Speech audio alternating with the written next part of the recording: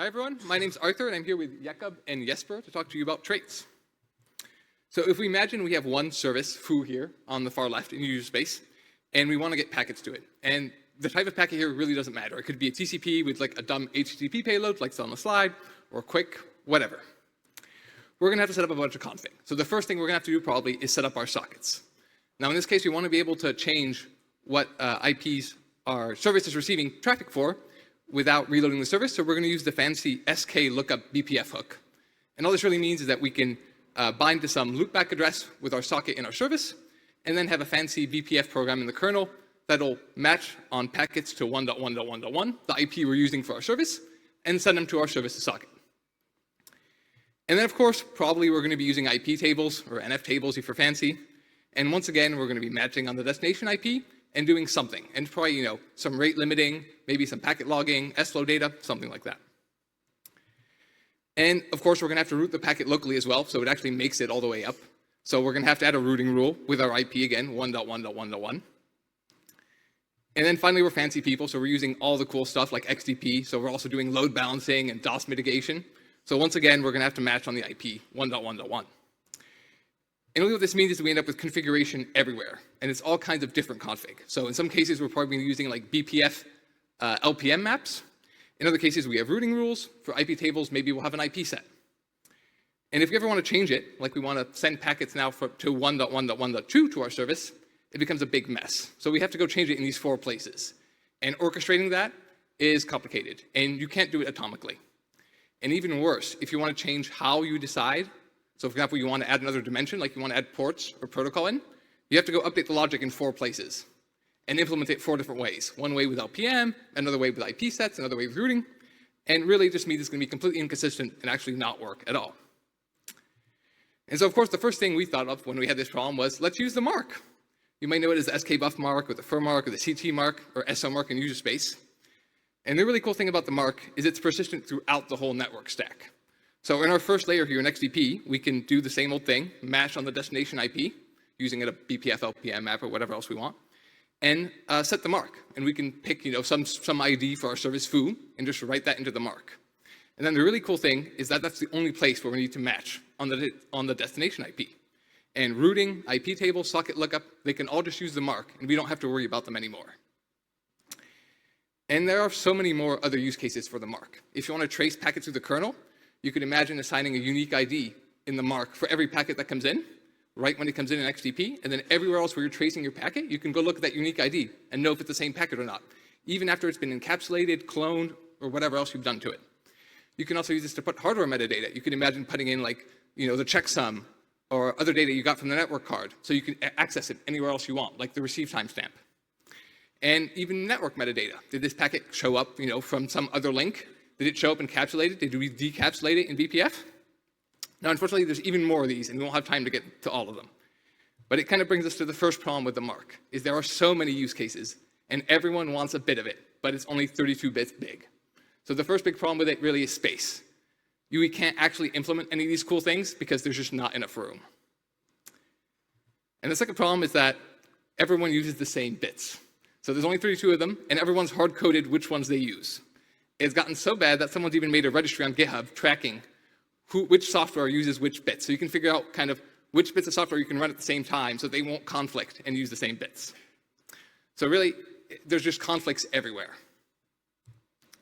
Of course, the kernel is very flexible, and there are tons of alternatives that we could potentially use. So here are some of them. So the first column is the size, which is really important. 32 bits is just not enough. We don't really know how much we want, but just more. And so the mark kind of fails that. It's just too small.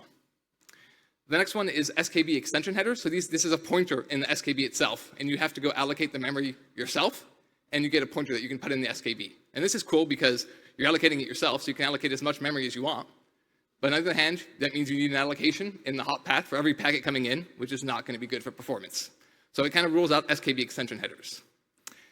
There's also this CB field in the SKB, and this is really nice because it's 48 bytes, which is, well, a lot more than 32 bits. And it's right there in the SKB embedded into it, so there's no need to allocate anything. But the problem with that one is that it's not persistent throughout the network stack, which is what makes the mark so useful. So the layer currently holding the SKB gets to use the CB field for whatever it wants and override it like scratch space. So we can't really use that either. Finally, there's XDP metadata, and this one's really promising. We get 256 bytes, now depending on network cards and drivers, but globally, mostly. And it's allocation free, because it's right there in the packet. And it's not persistent today, but it seems like that should be possible. And so when we were trying to find a solution to this is the first kind of rabbit hole we went down, is can we use the XDP metadata for this? So the XDP metadata is stored in the headroom of the packet. So if you imagine the packet is in one page here, there's all this glorious free headroom right there in the front that we can use. And so the packet can grow into the headroom, but as can the metadata. And so we have 256 bytes, so tons of space. Feels like we've solved our space problem. But the problem with XDP metadata is it is just a binary blob. So the API is just you can give it a size and then write binary data to it. And that makes it really hard to share. It becomes almost an exclusive API. Whoever sets it and uses it the first time is going to write some opaque struct to it, and no one else is going to be able to read information out of that or use it in any other layer. And so this was our first idea we had, and we presented it at LPC a few months ago. And we're kind of, well, this is a horrible API. Let's not do that. But it seems like we found, so the new thing, we're going to be calling it traits for now, and we can bike shed on the name later. We have a whole slide just for that. But the cool thing is we found space for it. And by putting it in the headroom, we can actually put it in the front of the headroom instead of the back of the headroom. And that's really nice because it means it coexists with XDP metadata, because we can't break that either. And the other really cool part about that is that we often have to adjust the head of the packet. Like say you want to encapsulate a packet in BPF, you have to, XDP adjust head or PSKB expand. And the cool thing about the traits being right at the front is you don't have to move them over. Today, if you do that with XDP metadata, you have to move all the metadata over to make room, which is slow. So it feels like we've solved the space problem. We have room here, it's not really used today, and there's a lot of it. But then, of course, there's kind of the elephant in the room. How the heck are we going to encode this data? If we just have a lot of space and we're back to a binary blob, it's not going to work out. So if we were dreaming, it feels like what we want is a KV store. And you could have keys for every service, and every service could just get, set, or delete keys with values it wants, and they could all work independently. So you could have multiple services, and as long as they're using different keys, everything just works out beautifully. And we can have a really nice API with this. We can just have, get, set, delete, and you can expose it to user space even. And we can even imagine adding this, like first-class support to IP tables and routing rules like we have with the mark today.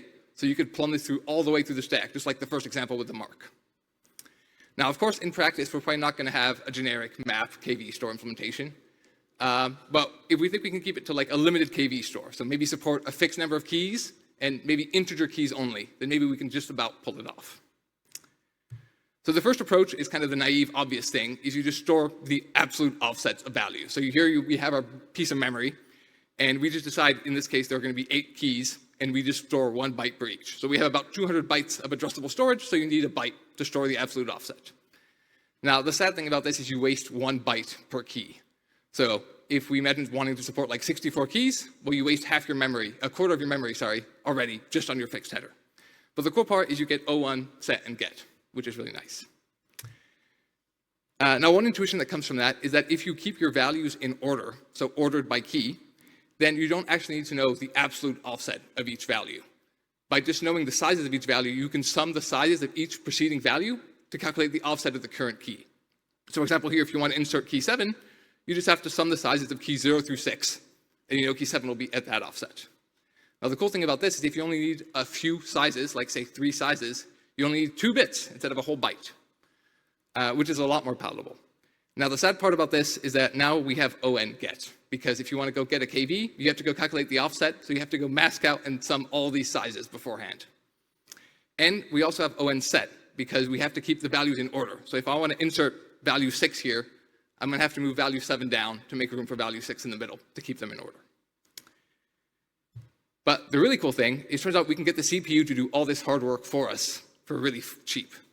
So if instead of storing the bits 2 by 2 consecutively, we have a word of low bits and a word of high bits, and every key gets a bit in each word, we can just use the pop count instruction, or the Hamming weight, to count the number of bits in the low word or the number of bits in the high word. And from there, you can just add them together, and you know the offset. And so the really cool thing is this is very fast on modern x86 CPUs. They can even do 3 of these in parallel, and just 1 instruction. And the other really cool part is that if you want to get an offset part way in, like say I want to insert a key 7, and I need to know the offset of all the preceding values, I can just mask out the bits I don't care about. So I can mask out the 7th bit of each word, and just get the size of the preceding 6 keys. And so depending on how the word size and how many keys we'd have, you can get O1 get, which is really cool. Now the values still have to stay in order, so we still have ON set. But if you think about our previous example before, where we were setting the data once at the start and using it throughout the network stack, we think that's okay, because the pattern really is set it once, use it in a bunch of places.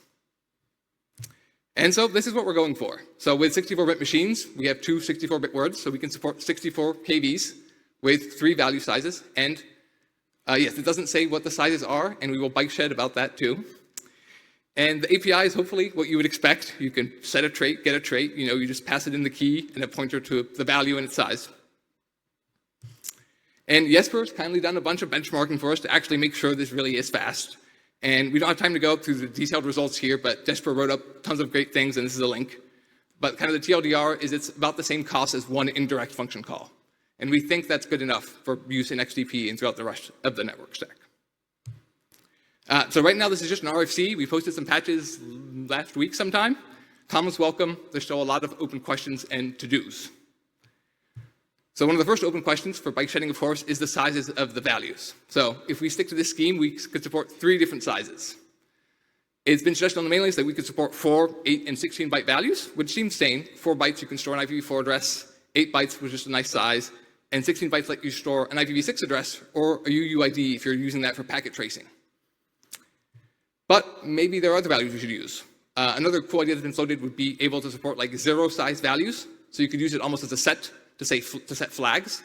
So for example, you could have like a I want to route this packet locally flag, or that kind of thing.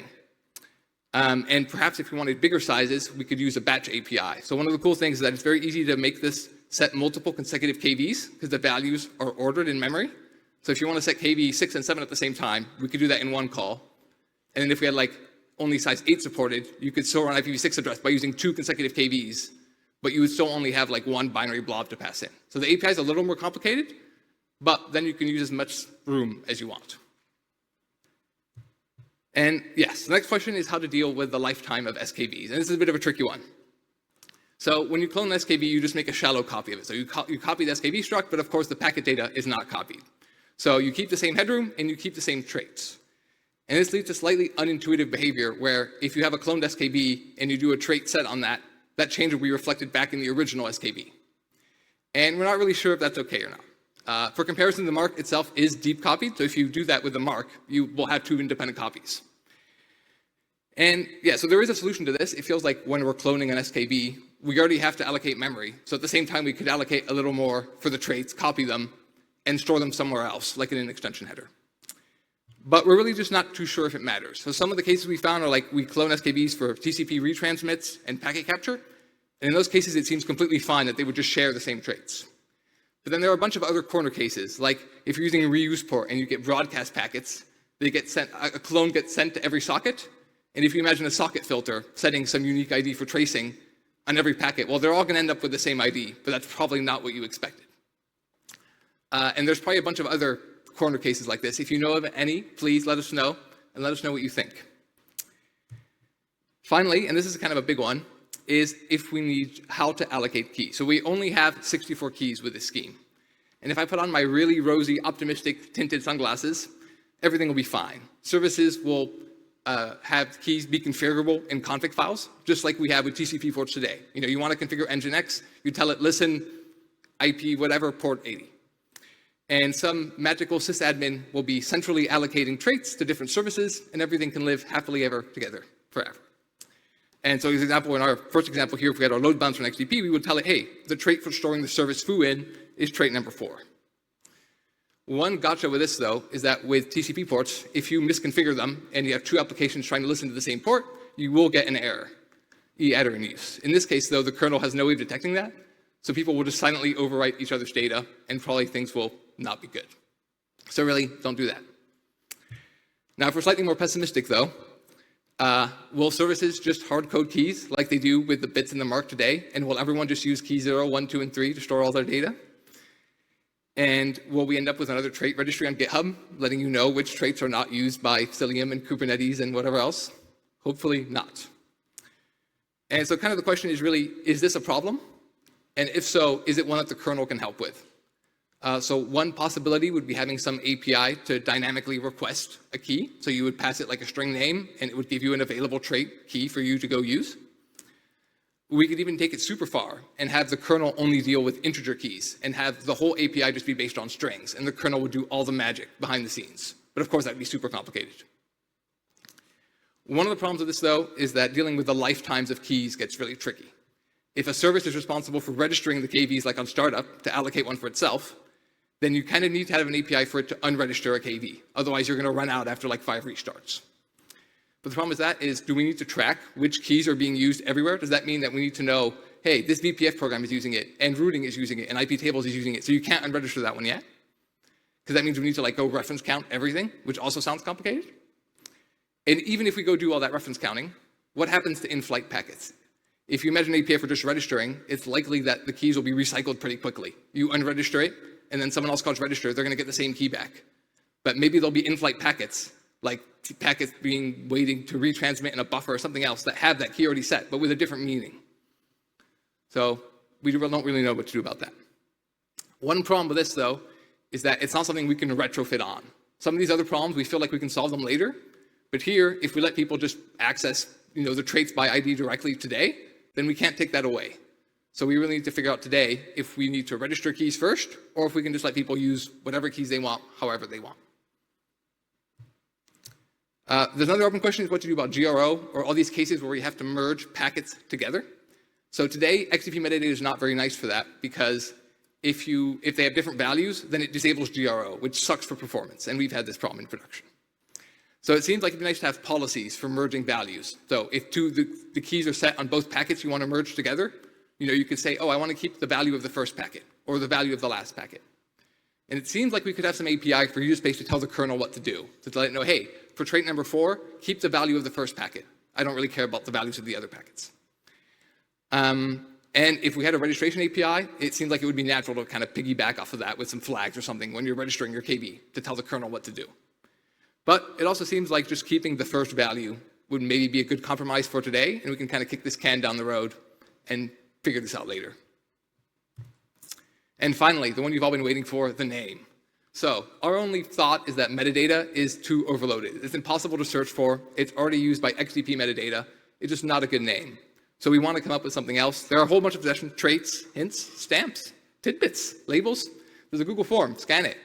Vote. Tell us what you think. There's even another flag. You can make some new ones up. And now I'm going to hand it over to Jakub to tell us about how to get these to and from user space. Thanks, Arthur. All right, let's talk about how can we pass the metadata associated with our packets to applications. So as Arthur mentioned, we have a use case where we produce and consume the metadata all within the kernel. Perhaps it's from BPF to BPF, or from BPF to some part of the network stack. And this is this stands on its own and is useful. But we actually also have other use cases which involve exchanging the metadata between the user space and the kernel space. For instance, we can have a case where BPF is the producer and the app needs to consume the metadata. Picture a custom decapsulator written in XDP that at the same time extracts some important pieces of information from the encapsulation header and would like to attach this metadata to the packet so it travels all the way through to the application, which then can process it, log it. Going in the other direction, we can imagine that we would like the application to be able to produce the metadata. Perhaps it might be a tenant or a customer identifier, and then we pass that along with the data we are sending over the network, so that, in case, for instance, the packet gets dropped due to some problems on the transmit path, then we can attribute the drop to the given tenant or customer. So before we jump into the API specifics, there are a couple of things we should take into account. So for the two use cases I've just mentioned, we have apps which we consider the consumers or the producers of the metadata, right? So they know what keys they expect to read or write, and how to interpret the values. That's pretty simple and obvious. But we also foresee that we have probably another class of users of the metadata, which will want to just read everything out, preserve it as is, and pass it along. This might be your intermediate proxies that, while they terminate the L4 connections, they don't actually process the L7 request, they just forward it to the next proxy, or what I call those sniffers, right? The applications that use AFXDP to intercept, look at the packet and reinject it into the network stack, or open vSwitch, which needs to do the app call, right? And yeah, and this is a different class of users. Then we have also two kinds of sockets with internet sockets with different semantics for which we need to design. Well, we have a TCP connection-oriented socket where we have a socket per TCP flow, right? And we expect the metadata to travel together with the first packet that initiates the connection. So that also implies that we intend to read and write metadata only once per the whole socket lifetime. The challenge here is that the application doesn't actually process the SYN packet, the initial packet. It's being dealt with by the network stack. And it's also an open question whether it makes sense to even attach metadata to subsequent TCP segments because, well, the message boundaries are not preserved, so you would need some merging policy. But we, of course, also have UDP, where it's not so common to have one socket per UDP flow because usually multiplex a single receiving socket and have many quick connections, for instance, to come to the same socket due to the possibility of client roaming and changing its source address. That's why for UDP we expect that we would have to be able with this API proposal to read and write metadata multiple times per socket lifetime, probably once per each quick flow, but maybe for each packet that we receive or send. All right, and with this in mind, let's see how we could extend the Linux socket API and make some of the classic books out there a little bit more outdated. Starting with stream sockets, here we can leverage the socket options. That seems like the easiest thing to do. And we can follow an existing pattern. There is a socket option today that allows you to record the SYN packet and read out the SYN packet contents, the headers. We could have a counterpart of that for traits, right? You would opt in to tell the network stack that we would like to record the traits that have arrived together with your SYN packet, accept the connection, and then read out the traits using getSockTop. It's an open question if this should be like an on-off switch, or maybe more like a subscribe mechanism where you would indicate which keys you're interested in. Write is easier. You just need to set the traits up front before initiating the connection. And of course, the big question here is what are we actually passing to the syscalls? We want something that supports our use cases. We are interested in reading one or many keys, right? We don't want to set any traps for users, so they don't have pull out their hair trying to use this API. We don't know what the future holds. We want to keep it extendable so it can stand the test of time. And lastly, we want something that is easy to write bindings for in other languages than C. With those in mind, our proposal would be to a key length value like structure with an additional field for indicating errors, which would allow us to do batch operations. More about that in a moment. let's go through the fields, all the fields we have in this simple record. So first, this is our insurance for the future that will allow us to make changes, right? We have some padding that we say must be 0 today, but maybe tomorrow we'll want to introduce versioning or maybe add a flags field.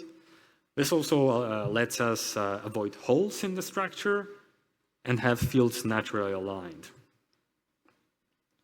Then there's the 1 byte dedicated for the trait identifier. Today, we plan to use like just a quarter of the values range there. So there's like there's 75% still left. We need the length to be able to know how to interpret the value, right? We are looking at supporting 3 different value sizes today in the trait storage, as Arthur has mentioned. And length 0 in this proposal would mean that the key or length value record is absent. That would allow us to do sparse reads and writes. At the end of a structure, we have the value itself, right? Up to 16 bytes, so we can fit an IPv6 address. We are not putting any restrictions on the byte order because we have no way of enforcing that. The only thing we might want to put in the contract is that unused bytes should be set to 0 to allow easy casting without having to mask off the unused bits. And finally, the special error field. This would hold the error number from reading or writing this particular key. And this would allow us to avoid masking the errors during batch operations. Speaking of batch operations, how would we support that? To do batch reads, you could simply pass an array of these TLV records. You would indicate the keys which you want to read out, and the kernel would fill in the length and the value, or set the error code if something went wrong. And talking about errors, the semantics here would be that if the syscall has returned an error, it would indicate like a general problem. Perhaps, you passed a bad memory pointer, or maybe the container, your array is incorrectly sized, except for when this error would be EIO. Then this would indicate that, it might have been a partial success, but I wasn't able to set or get some of the keys, and you have to go and inspect the IO error field in the array. I want to reiterate that reading an absent key would not be considered an error. The length would be set to 0 in that case. This way, you're able to read out an array of traits, and if some are missing, you can just take this buffer and pass it literally to the set socket option operation.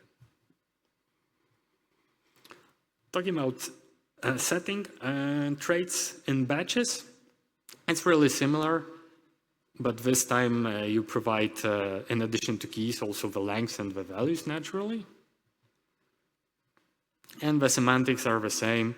If everything was fine, we get a 0 from the syscall. If something is wrong, we get EIO, and the error field will be set. Anyone sees what's wrong with that? So we're breaking today's contract of set socket option. The set socket option requires the value to be constant, but we don't think we can avoid that unless we want to mask the errors.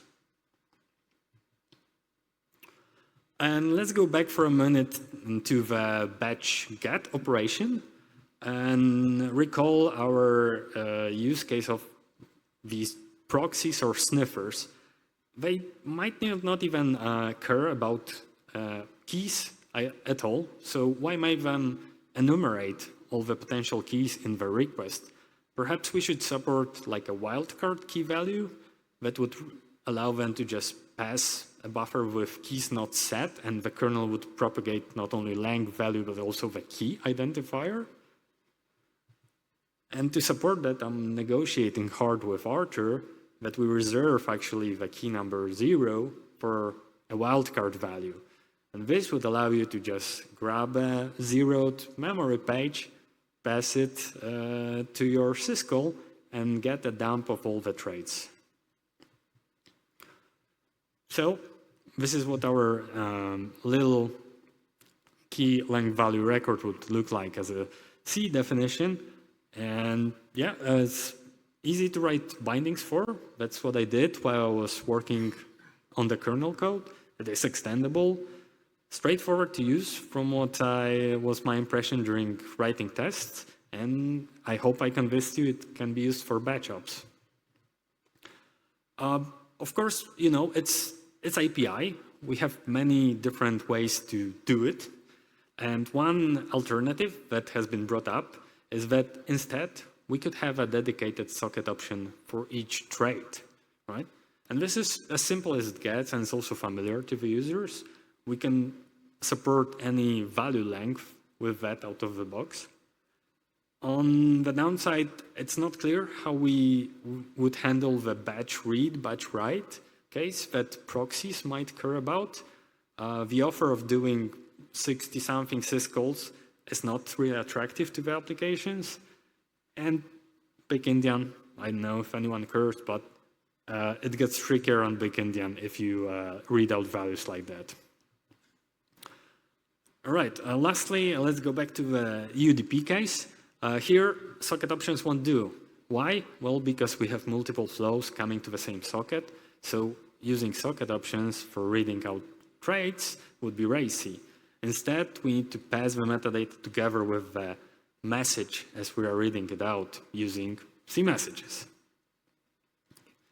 Here, different APIs, existing APIs, serve as an inspiration, namely the timestamp API for readout and the FD passing API for Unix sockets for writes. Right, so if we want to receive metadata with UDP, we could have a socket option to opt in for reading metadata because, well, we might want to turn it off at some point. We would provide an ancillary buffer together with space for our message. And then after receive, we would walk the C messages, copy out the traits array, access it. Write is even simpler. Yeah, nothing surprising here, I hope. And this is it. Yeah, the Arthur's code, the in-kernel storage part is already posted as an RFC, and he mentioned. Jesper's performance report is also super interesting to read. My changes are still work in progress. TCP is already there, both ingress and egress. Alongside, I've been writing Rust bindings and tests, and you can find them in this playground repo. And feel free to reach out to us. We are already over time. Sorry about that. We brought up all these questions, and we hope you have other questions, and we're hoping that we can discuss them over pizza after Alexei's talk. Thank you.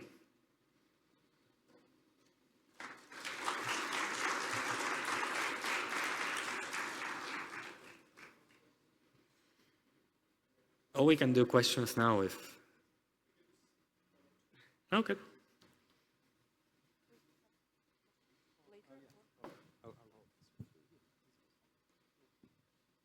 Just a quick one. Is it because you're reserving basically 8 bits in the header, maybe there is a value of using them for short flags and then not having to allocate the whole big chunk of values? Because I assume most of the values you will store will be most likely short flags, right? You want to flag a packet with some kind of flag. And since in the key part of the key value, you have those 8 bits, maybe using the length, special value of length like FF, which will never happen in the reality, and then using just those 8 bits will be enough for many use cases. Maybe that's something worth considering. is it the comment about the UAPI or the in kernel representation? It's for both. Like if you have this key value stores, you have the key that's 16 bits, right? And then you have like 8 bits of the values, and then 8 bits sets for 0 reserved. If you can encode the values in there, maybe you can just store more values. Yeah, I mean, where you want to take this one? Yeah, so in the kernel representation, we only store, we can only store 64 KB. So we have we're using a bigger int in the API just in case we ever want to put flags or something in there, because it seems silly, but really it's 64 KBs and that's all you can set. So there's no kind of extra space to use any clever bits left over or anything. Yeah, but if you can go back to like the slide where you show the key value store, the key and value. Yeah, just any of them. Yeah, this one is okay. This one? No, go forward to the structure, like to the table that shows the, yeah. You have those like 8-bit, that's 8, no, it's even more, right? Like at the front here, but this is only for the UAPI, that struct that looks like this. In the kernel, this base isn't, we don't actually have it to store anything. Okay. It's just in case we ever need it at some point. Okay. Like some people have floated, especially for like network metadata, then maybe we could have some special flag and store those keys differently, but use the same API or stuff like that. So it's just for kind of future proofing. Okay. Thank you though, good question. Maybe I'll ask a quick one, but we can take it to the pizza, okay? Are these metadata IDs hard-coded?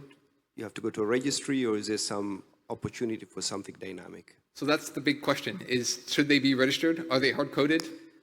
We don't really know. I think you could probably put some which are hard-coded, but you should definitely reserve something for dynamic. Yeah, so we're planning on reserving some for the kernel to store hardware metadata like the receive timestamp and hashes and stuff like that. Yeah. How many? Also, don't know yet.